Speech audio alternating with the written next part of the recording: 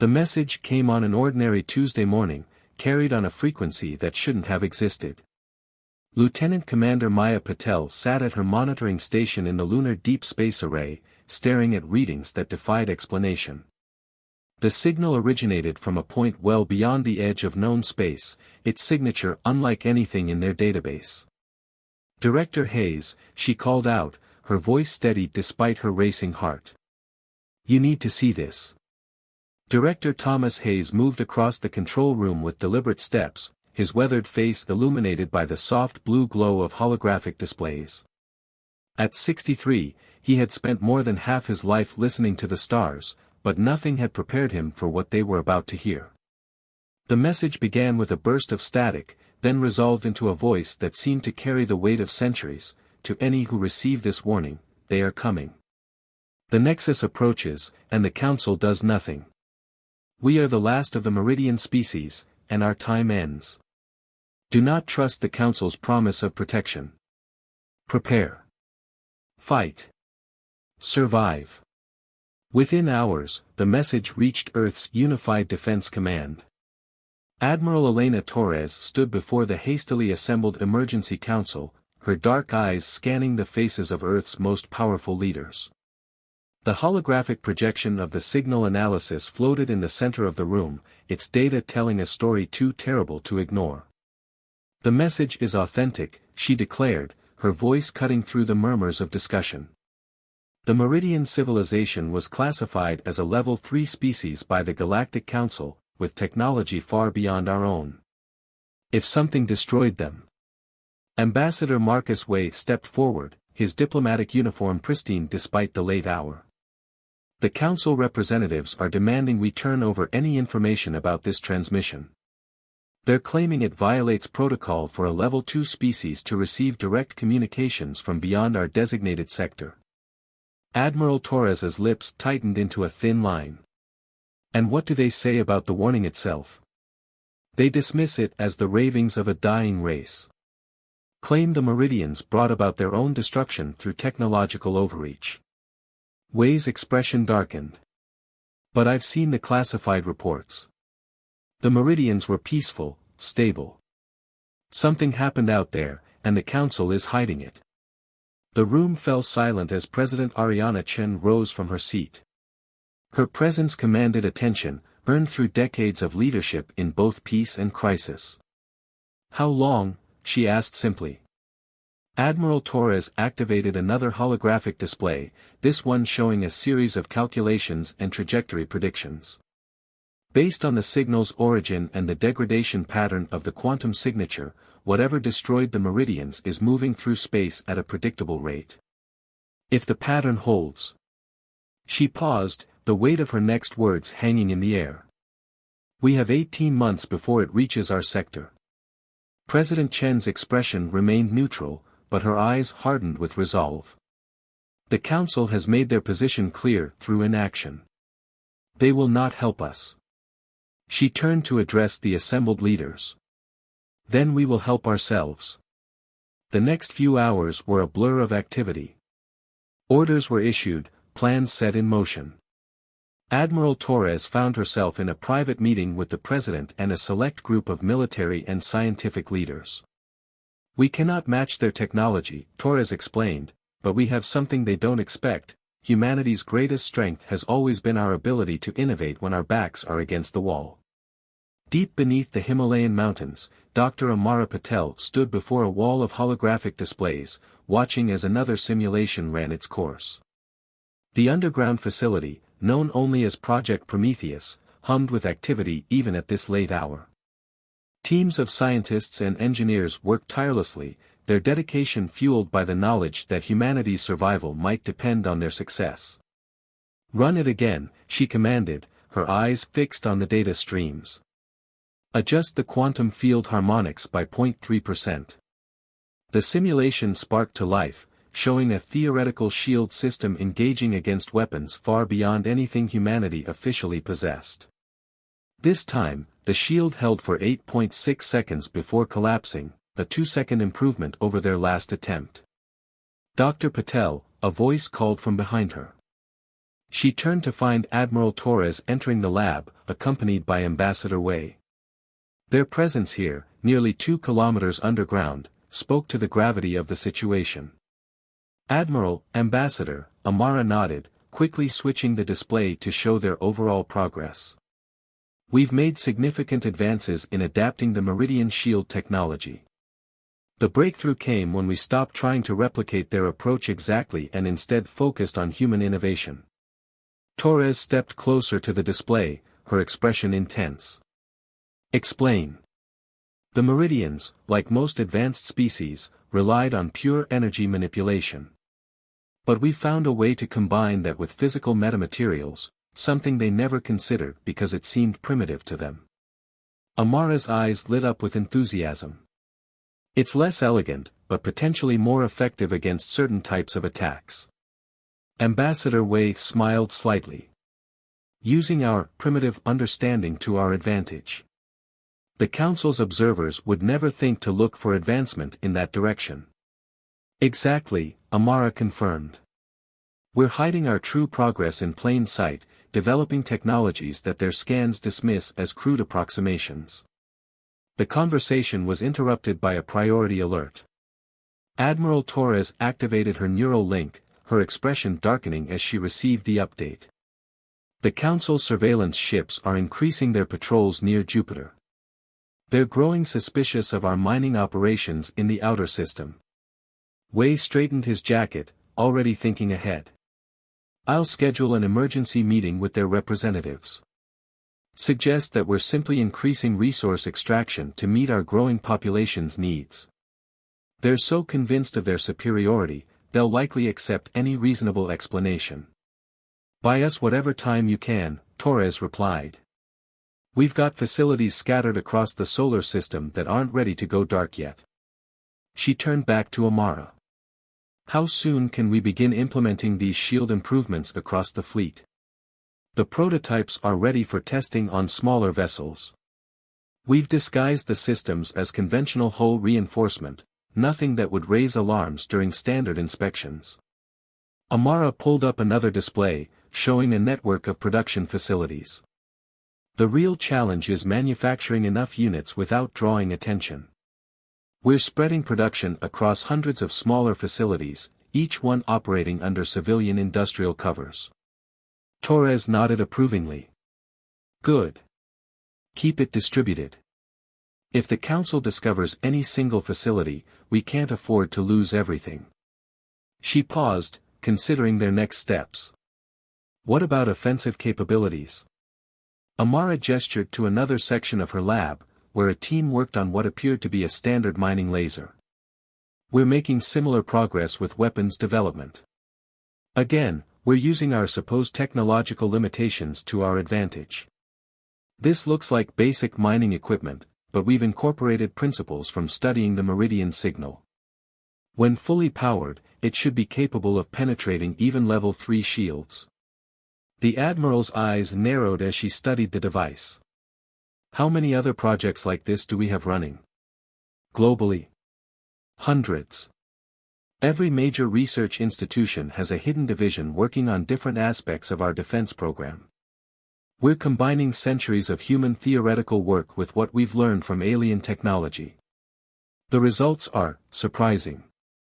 Ambassador Wei had been quietly observing, but now he stepped forward. The Council's biggest mistake was assuming that because we couldn't match their technology, we couldn't innovate beyond it. They've forgotten that necessity drives invention. And humanity, Amara added with a grim smile, has always been at its most innovative when facing extinction. The next few hours were spent reviewing progress across all major development sectors. As the meeting concluded, Admiral Torres lingered behind, watching Amara return to her work. They came without warning, emerging from the darkness beyond Pluto's orbit. The long-range sensors picked them up first, massive ships that seemed to devour light itself, their hulls riddled with technology that defied analysis. The Nexus had arrived. Fleet Commander James Rodriguez stood on the bridge of the UES Hyperion, hidden within the asteroid belt along with 24 other ships of humanity's secret fleet. His crew maintained absolute silence, running dark as they watched the enemy advance. "Status report," he whispered, though in the vacuum of space, volume made no difference. His tactical officer, Lieutenant Zara Hassan, responded just as quietly. "3 capital ships, sir. Plus about 20 smaller vessels. Energy readings they're off the charts. Nothing like what the Council species use." The Hyperion's AI, Atlas, projected a tactical overlay across the bridge's main viewport. Analysis complete. Enemy vessels match partial scans recovered from Meridian transmission. Probability of hostile intent, 99.97%. Rodriguez watched as the Nexus fleet approached Neptune's orbit. They weren't even trying to hide their presence, why would they? According to the Council's records, this sector contained nothing but a primitive Level 2 civilization. His neural link buzzed with an incoming transmission, encrypted on channels the Council didn't know existed. Admiral Torres's voice filled his mind, "All fleet commanders, the enemy has crossed the final warning line. Execute Operation Thunderbolt. Good hunting." Rodriguez straightened in his command chair. "All ships, power up shields. Weapons hot. Remember your training, hit and fade, just like we practiced. Don't give them a chance to adapt to our capabilities." The human fleet came alive, shields shimming into existence with a technology that mixed Meridian principles with human ingenuity. Dr. Patel's innovations were about to face their first real test. The Nexus ships detected them immediately, of course. But their response was sluggish, almost casual, the reaction of apex predators who had never faced serious resistance. "All ships, execute attack pattern Delta," Rodriguez commanded. "Show them what humanity has been hiding." The battle erupted with devastating suddenness. Human ships, supposedly limited to basic propulsion technology, executed maneuvers that would have torn lesser vessels apart. Their primitive weapons lashed out with precisely calculated force, targeting weaknesses that months of studying the Meridian data had revealed. The first Nexus escort ship exploded in a cascade of quantum fire, its shields failing against weapons they hadn't been designed to stop. The second took heavy damage before it could even bring its main weapons to bear. But the Nexus capital ships responded with terrifying power. Beams of pure dark. In the 3 weeks since humanity's first engagement with the Nexus, Earth had transformed. Every major city now hummed with hidden shield generators disguised as infrastructure upgrades. Orbital platforms that once handled civilian communications had revealed their true nature as defensive arrays. The facade of a simple Level 2 civilization had been discarded like an outgrown shell. Dr. Amara Patel stood in the newly revealed Strategic Command Center beneath Geneva, watching as real-time data flowed across the quantum displays. The Nexus fleet had returned, just as expected, but this time they brought an armada. "They've adapted their shields," she noted, analyzing the sensor data. "Our previous weapon configurations won't be as effective." Admiral Torres, who hadn't slept in nearly 48 hours, nodded grimly. "Good thing we planned for that." Status of Project Phoenix. Amara allowed herself a small smile. "Ready for deployment." The Council would never have approved it, they'd call it an abomination of science. Mixing biological systems with quantum technology? Heresy. "The Council isn't here," Torres replied. "They're still debating whether to classify this as an unauthorized conflict or a sector-wide disturbance." The room's atmosphere shifted as Fleet Commander Rodriguez's hologram materialized in the command center. His ship, the Hyperion, was positioned near Jupiter with the main fleet. "The Nexus ships are moving faster this time," he reported. "Their formation suggests they've analyzed our previous tactics. They're ready for hit-and-run attacks." "Then we change the game entirely," Torres decided. "Doctor, initialize Phoenix Protocol." Amara's fingers flew across her console, sending encrypted commands throughout the solar system. In orbit around Earth, Mars, and Venus, hundreds of seemingly dormant satellites suddenly activated. But these weren't ordinary defensive platforms, they were the result of humanity's greatest technological leap. Phoenix Platforms Online, Amara announced. Initiating neural sync. Across the fleet, crew members felt a new presence in their neural links. The Phoenix Network, a hybrid system that combined human consciousness with quantum computing, came alive. It was something no other species had attempted, seeing the merger of organic and digital processing as either primitive or taboo.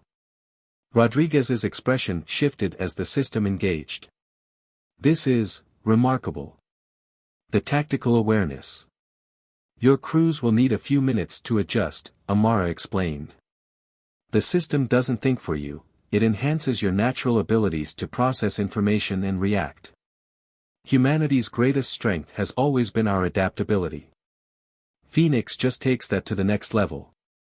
The Nexus fleet crossed Jupiter's orbit, their weapons already charging. This time, they moved with precise coordination, clearly expecting to counter the tactics humanity had revealed in the first battle. "All ships," Rodriguez commanded, his orders enhanced and distributed by the Phoenix Network, "execute Spiral Protocol." The human fleet moved with impossible synchronization. Ships that should have been limited by reaction time and physics performed maneuvers that seemed to bend space itself.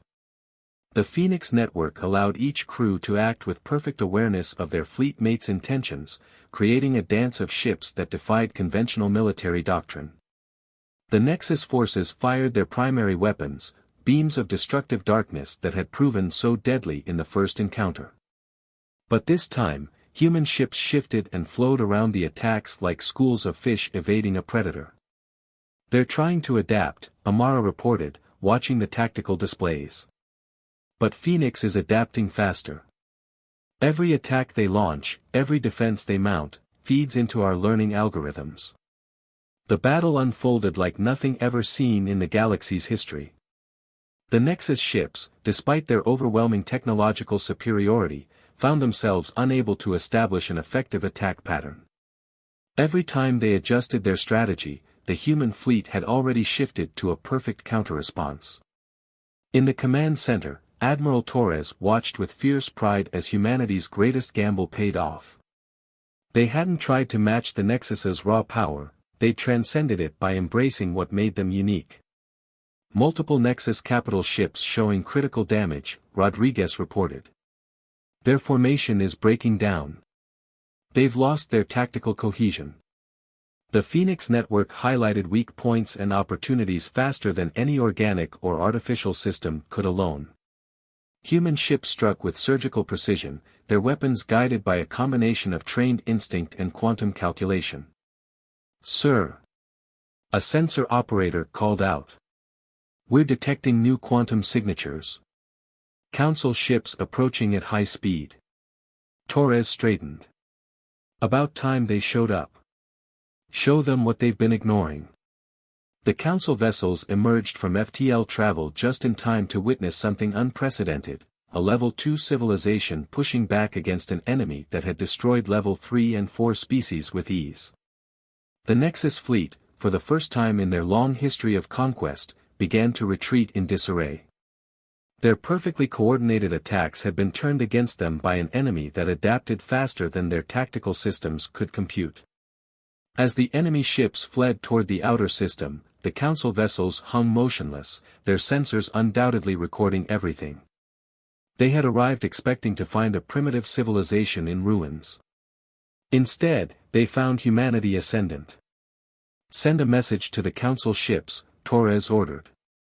"Tell them we're ready to discuss the reorganization of the galaxy's defensive protocols." After all, she smiled grimly. They've just witnessed what happens when you underestimate humanity's potential. In the aftermath of the battle, as damage reports and victory confirmations flooded in, Dr. Patel stood quietly at her station. The Phoenix Network hummed in the background, learning and growing from its first major combat experience. "You know they'll fear us now," she said softly to Torres. "The Council, the other species, they'll see what we've done here and wonder what else we're capable of."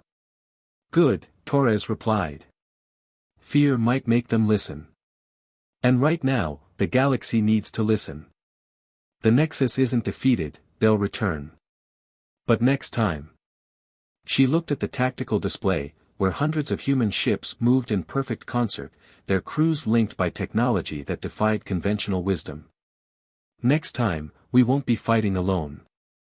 The Grand Chamber of the Galactic Council had never seen anything quite like this.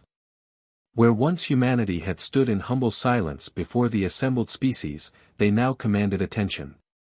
Admiral Elena Torres and Ambassador Marcus Way stood at the central podium, with Dr. Amara Patel and Fleet Commander Rodriguez flanking them. Behind them, a holographic display showed the devastation of the Nexus fleet, and humanity's rise from the ashes of conventional wisdom. You broke 67 different protocols, High Counselor Vex declared, his crystalline form shimmering with barely contained agitation. Developed forbidden technologies. Concealed military capabilities. Engaged in unauthorized combat operations. And survived, Torres cut in, her voice carrying to every corner of the chamber. We survived a threat that you chose to ignore. A threat that had already destroyed civilizations far more advanced than ours. The chamber erupted in murmurs and protests, but Wei raised his hand, his diplomatic training evident in every measured movement. We understand the Council's concern. Humanity has revealed capabilities beyond what is expected of a Level 2 civilization. But consider this, we achieved this not through superior technology, but through innovation and adaptation. Dr. Patel stepped forward, activating a series of technical displays. The Phoenix Network, which so concerns you, isn't just a weapon system. It's a new way of thinking about consciousness and technology. We didn't try to replicate Level 3 or 4 technology, we found our own path. A dangerous path, another counselor interjected. Mixing organic and quantum systems. The implications. The implications, Rodriguez interrupted, are that a supposedly primitive species found a way to defeat an enemy that your most advanced civilizations couldn't handle. Maybe it's time to reconsider what makes a civilization advanced.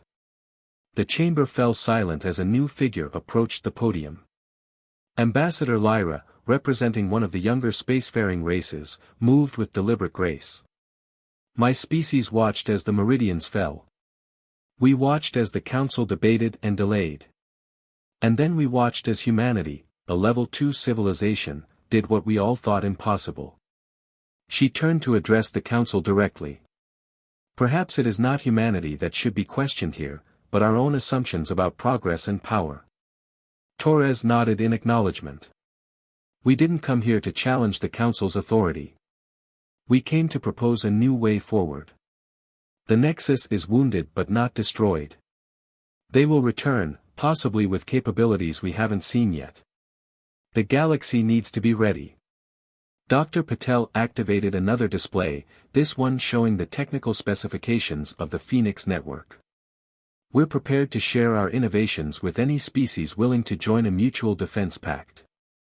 Not as subordinates to the Council, but as equals in protecting our galaxy. Impossible, High Counselor Vex declared. The hierarchical system has maintained peace for millennia. We cannot simply. The hierarchical system, Wei countered smoothly, nearly led to our extinction. How many other species have been sacrificed to maintain this artificial order? How many more will we lose to threats like the Nexus while the Council debates protocols? Movement from the upper tiers of the chamber drew everyone's attention. Species that had remained silent for generations began to signal their support. First dozens, then hundreds of representatives indicated their willingness to consider humanity's proposal. We're not asking for the Council to be disbanded, Torres clarified. We're asking for it to evolve. To recognize that progress doesn't always follow a predetermined path. The Nexus proved that our current system is vulnerable. Let us help make it stronger. Hours passed as debates raged and alliances shifted. When the final votes were tallied, history had been made. The Galactic Defense Coalition was born, a new organization, parallel to but independent from the Council, dedicated to protecting all species regardless of their technological classification. In the aftermath, as representatives began to file out of the chamber, Dr. Patel approached Torres. "They're still afraid of us," she observed. "Good," Torres replied. "A little fear can be healthy. It reminds us of our responsibilities." She watched as various species gathered in small groups, already discussing the implications of the day's events. But they're also curious. They've seen what's possible when you think beyond conventional limitations. Rodriguez joined them, his military bearing slightly relaxed for the first time in months. "The Nexus will return. They'll adapt to what we showed them today. And we'll be ready," Wei added, approaching with several data tablets containing preliminary alliance agreements. "Not just humanity this time, all of us. Working together, learning from each other." Torres took a moment to look out through the chamber's massive viewport. The galaxy spiraled before them, filled with countless worlds and species, each with their own dreams and fears. Humanity had risen to face one crisis, but in doing so, they discovered a greater purpose. "The universe didn't give up on us," she said quietly. "It challenged us. And in rising to that challenge, we helped forge something new." She turned to her companions, the people who had helped humanity survive its greatest test. "Now we have to prove worthy of the trust we've been given." As the new allies departed the chamber, the old power structure of the galaxy had already begun to crack. Humanity hadn't just survived, they had sparked a revolution in how species viewed their own potential. The hierarchical system that had restricted innovation and cooperation for millennia was giving way to something more dynamic, more adaptable. The Nexus would return, bringing new threats and challenges. But they would find not a collection of isolated civilizations bound by artificial constraints, but a galaxy united in defense of all sentient life. And at the heart of this new alliance stood humanity, not the most powerful, not the most advanced, but perhaps the most important catalyst for change the galaxy had ever seen. The universe had tried to break them. Instead, humanity had broken the chains that held back not just themselves, but countless other species. As the first ships of the new coalition began their joint training exercises, as shared technology and knowledge flowed between former rivals, a new age dawned. Humanity had refused to back down. In doing so, they had taught the galaxy that true strength lies not in technological advancement alone, but in the courage to think differently, to adapt, and to stand together against the darkness.